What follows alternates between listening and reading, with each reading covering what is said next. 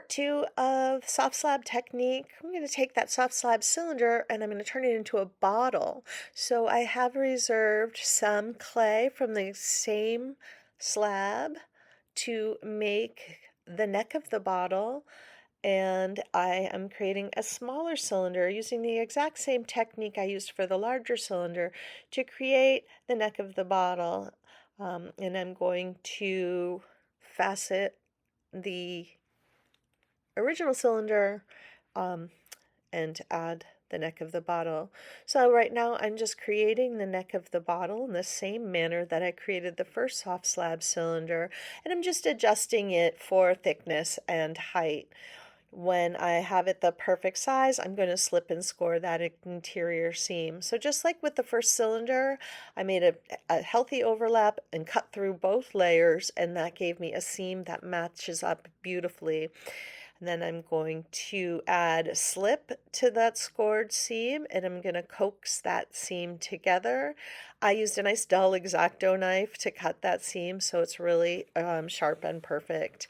Now I'm going to use a little bit of soft clay to reinforce the interior seam of the neck of the bottle, that small cylinder, and then I'm going to rib the seam so that it disappears. So every time I slip and score, I reinforce the seam either on the inside or the outside with a little bit of fresh soft clay. That fresh soft clay catches the ooze that comes from the slipping and scoring, and adheres like a little band-aid to that seam. Now I'm using my dull X-Acto knife to cut away 4 or 5 little triangular facets in the top of this cylinder, and then I am going to gently coax those triangle edges closed and adjust the size of the opening so that it perfectly fits my bottle.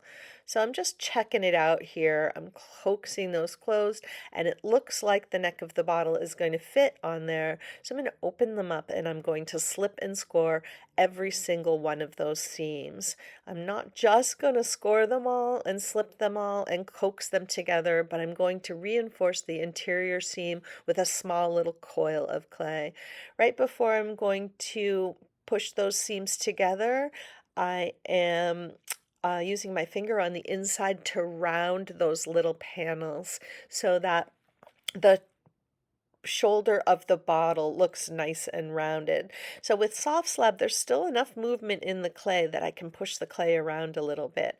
Then I'm coaxing all of those seams together, and then I'm going to use some fresh clay to reinforce the interior, getting my finger inside there to reinforce those seams on the inside.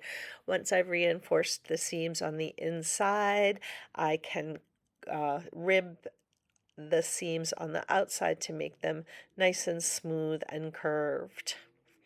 When I get the neck on the bottle and a lid on the top of that, I will be able to adjust the shape of the bottle even more. So here I am scoring really well and adding slip to both the base of the bottle and the neck of the bottle, and then I'm going to nestle them together securely. And in this case, I'm reinforcing the seam on the outside. This will give me a nice gentle transition between the neck of the bottle and the body of the bottle. I put a lid on there, and now I am using the soft rib to shape the bottle. Because I've trapped air in there, I have something to push against when I paddle or rib that surface. So here I am just using my wooden paddle. It's just a little piece of unfinished wood. And to make that shoulder of the bottle a little more rounded, I can also use one of my favorite tools, which is this block of wood, to tap those corners soft.